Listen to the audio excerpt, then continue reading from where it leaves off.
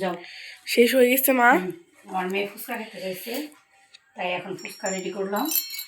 ফুচকা আমরাও বানাইতে পারি, খালি বাইরে যে ফুচকা খাইতে হইব। হ্যাঁ, বাইরের ফুচকা মজা। বাইরে মজা কে জানো? পচা দিয়া বানায়, তাই বাইরের ফুচকা মজা। বাইরের ফুচকা তো মজা লাগবোই, পচা মশা দিয়া বানায়, ওগুলি বলে মজা লাগে। পচা খাবার এই দাও, টক বানাইছি, আসাম টকটা খাওয়াই দেখে খেয়ে দিয়ে অনেক মজা। দেখো টকটা কত সুন্দর। বাইরের খাবারে কত পচা মশা দিয়ে পরে বানায়।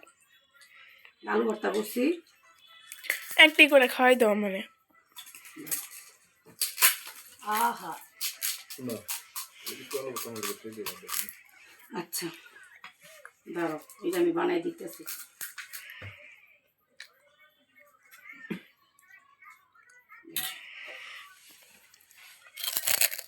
বুঝছো মজা না? দাঁড়াও, আর একটা মিথিনকে দিতেছি। আমি একটা মিথিনকে দিই। দাঁড়াও, এই দাঁড়াও, তুমি যদি এভাবে দাঁড়াও তাহলে কিভাবে দিব আমি? দাঁড়াও,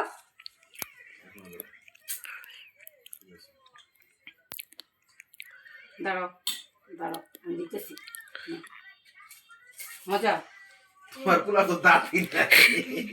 আরেকটা দিই, দাঁড়াও, আরেকটা দাঁড়াও, আমি একটা খেয়ে দেখি মজা কিনা। আরেকটা আমি খেয়ে দেখি। আব্বুকে দাও। না, তোমার আব্বু খাবে না, তোমার আব্বু এগুলি খায় না। দেখেন আমি মেয়ের জন্য ফুচকা বানাইছি। মেয়ে